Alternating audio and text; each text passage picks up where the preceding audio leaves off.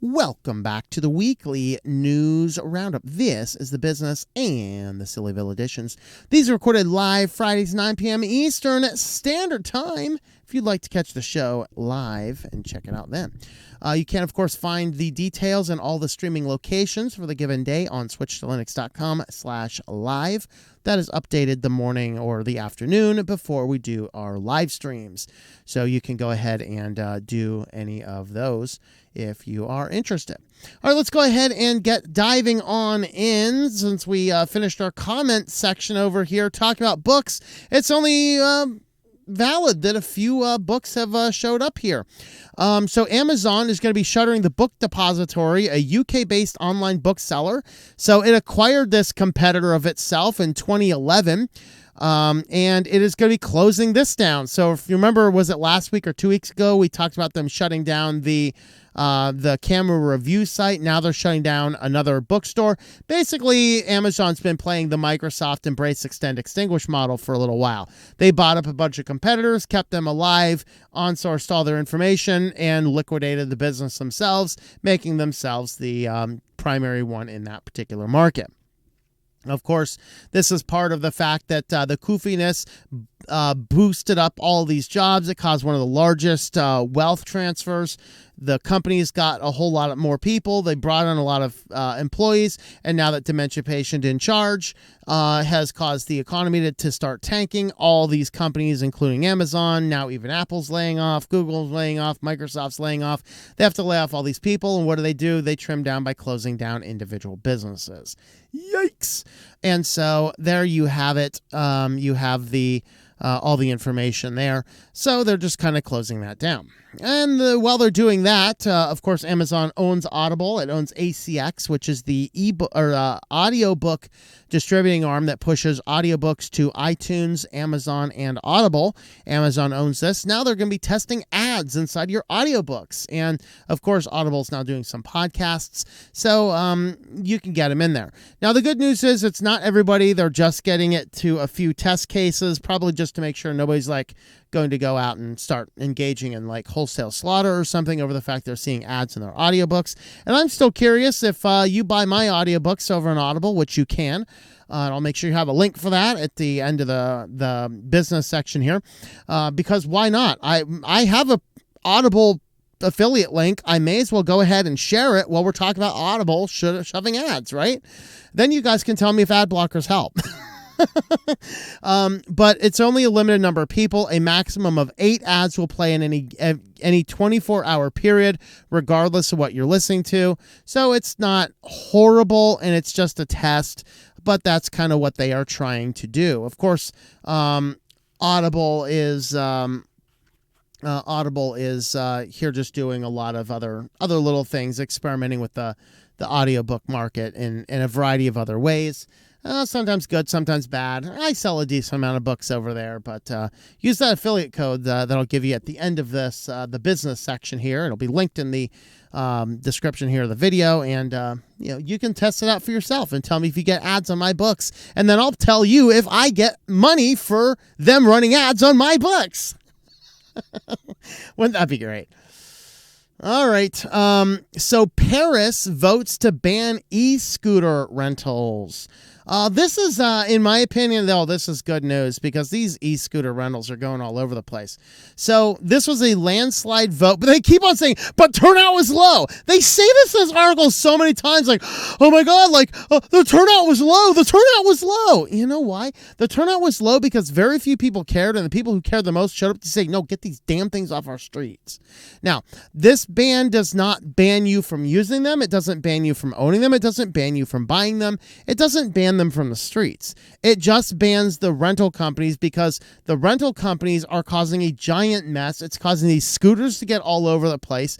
It's getting so bad. South Park did a spoof about how bad these stupid scooters are. When South Park starts spoofing your business model into an episode, you got some problems. You need to stop and go, okay, I need to stop and reevaluate what's going on because South Park is jumping on the gate here. All right.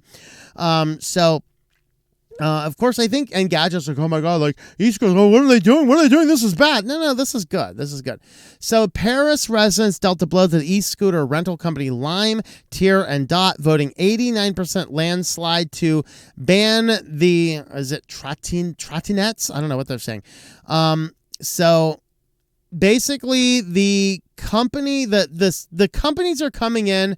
They had like 20 different companies come in, littered these stupid things all over the streets, caused all sorts of problems, and they whittled it down to just 3, but there's still a lot of problems with these stupid things. And so, like, we're banning all the rentals. If you want to buy one and have one for personal use, great, no problem.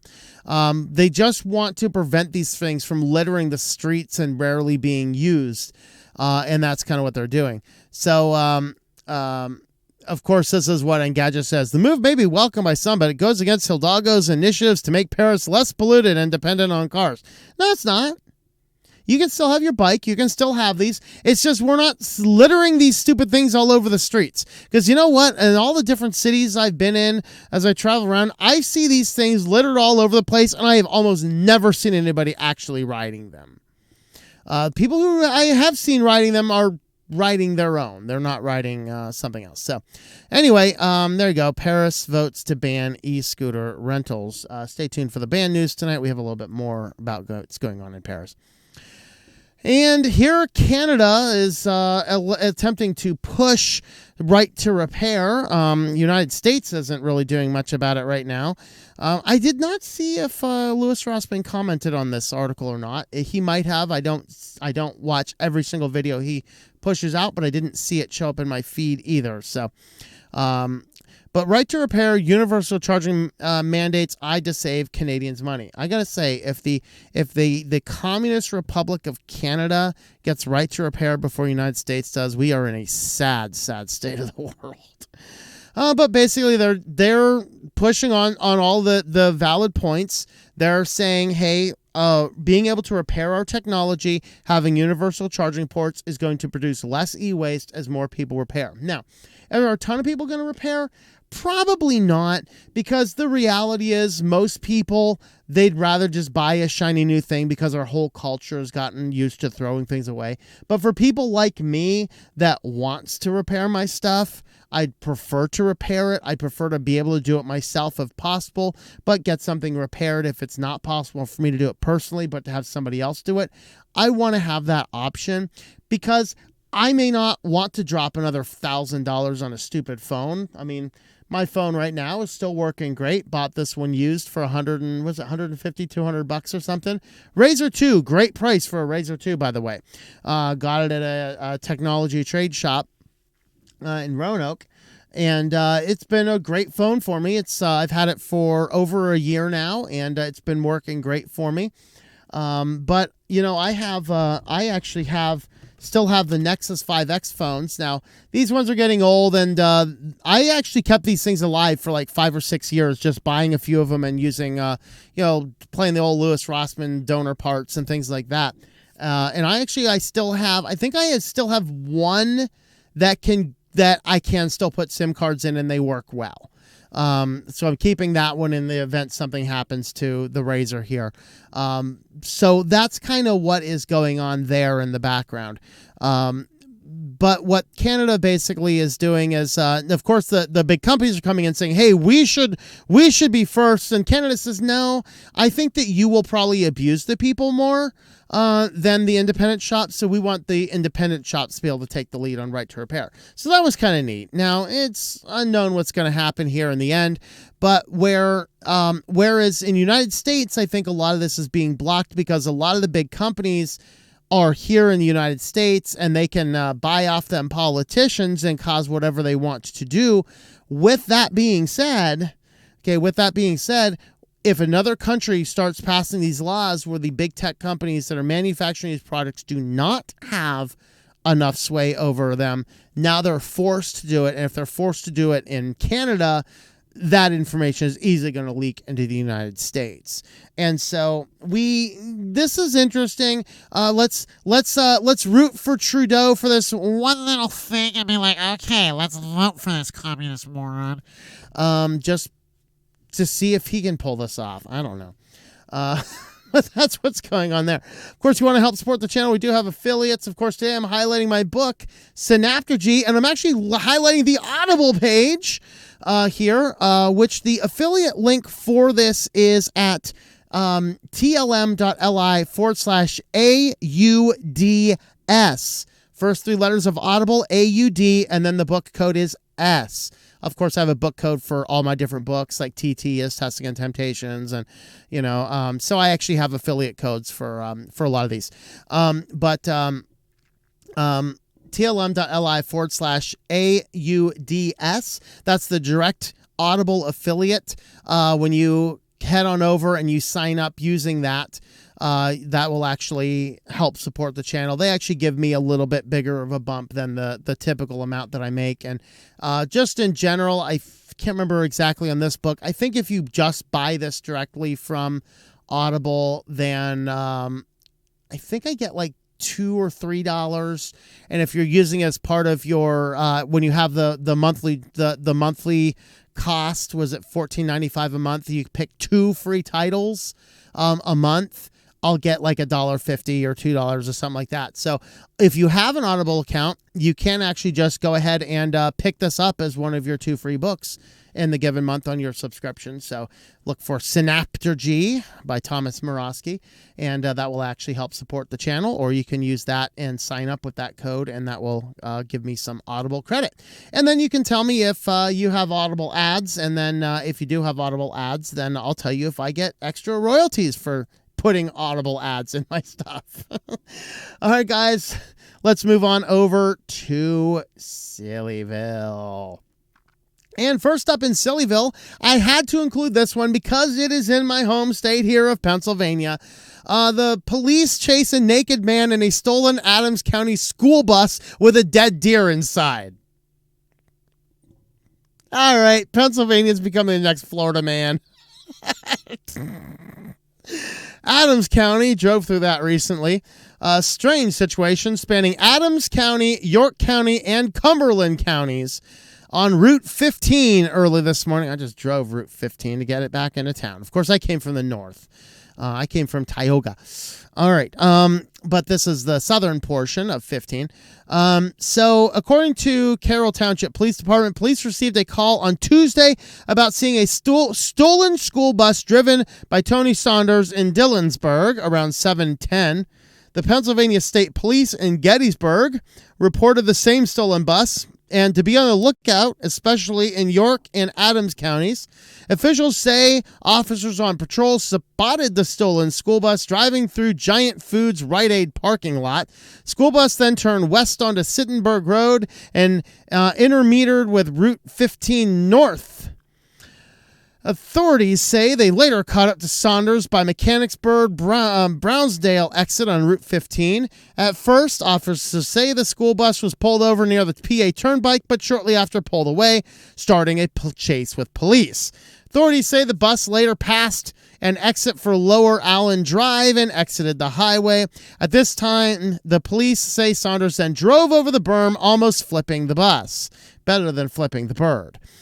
Saunders then drove the vehicle onto Gettysburg Drive, turned onto the nearby neighborhood where he exited the bus and ran from police. Officers say as he ran, he stripped off his clothes until he was fully naked, running through numerous parking lots and busy traffic areas. Police say Saunders was then arrested nude and later admitted to taking the bus early Tuesday morning after crashing a BMW vehicle. According to law enforcement, he also admitted to placing a dead deer inside the bus and was attempting to drive it to his home to use it as fertilizer for his garden. Okay, then. Exciting things going on in Pennsylvania. So it'll be surprised if he gets more than a little signature bond, because here in the United States, if you, as long as you're not committing extraordinarily minor possible business things, they're just going to be like, go home, and we'll give you baseball tickets if you show up for your trial. Now, over there in Japan, they don't mess with any kind of this stuff. Japan is now cracking down on sushi terrorism in recent arrests of 2 men who dipped their chopsticks in a communal bowl of ginger. What? That's right. Double dipping into the bowl of ginger is an arrestable offense in Japan. Tosha Hyde Oko, 34, and Ryu Shimiza, I should be saying like Street Fighter, Hashuriken, 35, were accused of obstruction of their business after they used their own chopsticks to eat pickled ginger from a container intended for all customers and then posted a video about it online. All right. So the arrest is part of Japan's crackdown on sushi terrorism. It happened at Gyudin, the beef bowl chain, back in September, they said. The video was shared widely over social media and showed a man believed to be Shimizu repeatedly shoving pickled ginger into his mouth. Okay. So there you have it, guys. Don't be double dipping in Japan. You will go to jail. Over here, you have to become a president to get arrested for a minor crime. Of course, the murderers go free, but, you know. All right. Beware of this one. Fake ransomware demands payment without actually encrypting files. So this is for the people that are super paranoid. The person that's going to fall for this is also wearing a face diaper, all right? Just to tell you. Hey, man, I encrypted your files, but I can still see my files. Yeah, but they're encrypted, man. Pay me. Okay, man, here's money. So fake it till you make it. Ransomware groups are trying to get rich off the backs of the genuine ransomware authors. Why are the fake it till you make it? Because they don't actually create ransomware or compromise networks. They're simply lying through their teeth and hoping the recipients of their messages don't realize it's too late. It's kind of like the people that are sending me the spam emails like, we encrypted we got into your computer and we saw what websites you were on. Pay us or you're going to release the information. Okay, which computer was that? Oh, by the way, I don't keep cameras on computers unless they're actively being used. And if they're actively being used, you guys all see what's going on those cameras, okay? There's no sausages going down on there, all right? But that's really the problem. So, yeah, very, very good. There's nothing bad on my computers, trust me.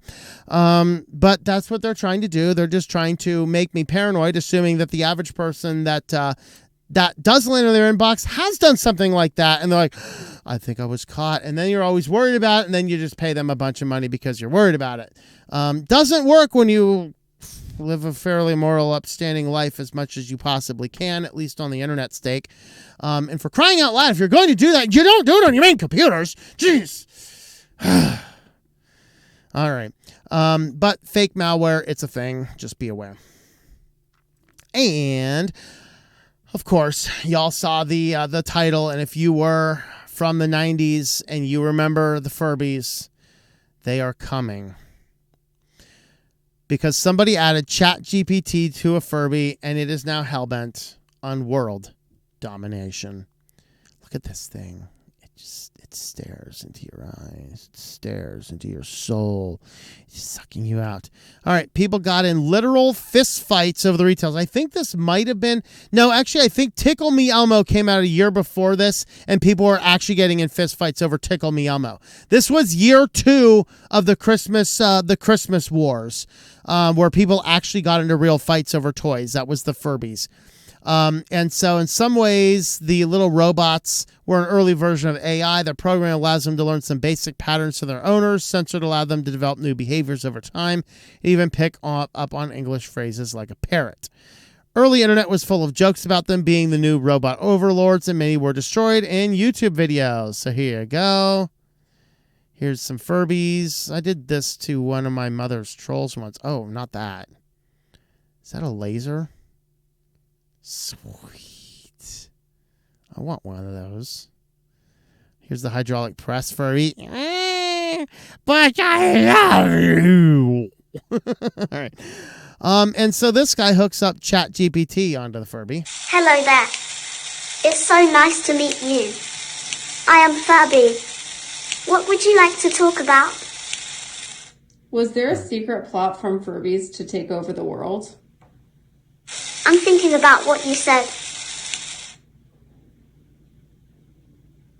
Uh-oh. It's thinking. Almost done. He's thinking.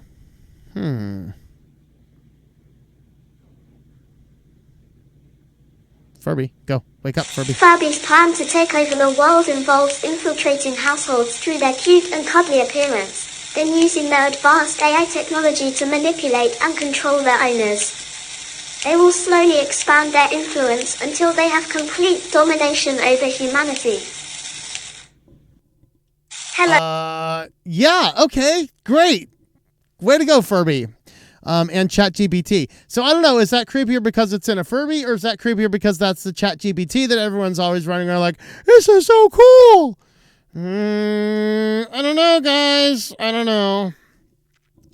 Well, if you want to help support the channel, we do have a Patreon page. You can help support us over there. Patreon.com/TOMM. You can jump on over there. And with that, guys, thanks for watching, and we will see you next time. Thank you for watching this video from Switched to Linux. This channel would not be possible without the backing of the program supporters scrolling on the screen now. You can be a supporter at Patreon at patreon.com/TOMM or at thinklifemedia.com. I also want to thank the open source community who creates such excellent software that makes producing this show possible. Please remember to support your software communities. Thank you, and I hope that you enjoy switching to Linux.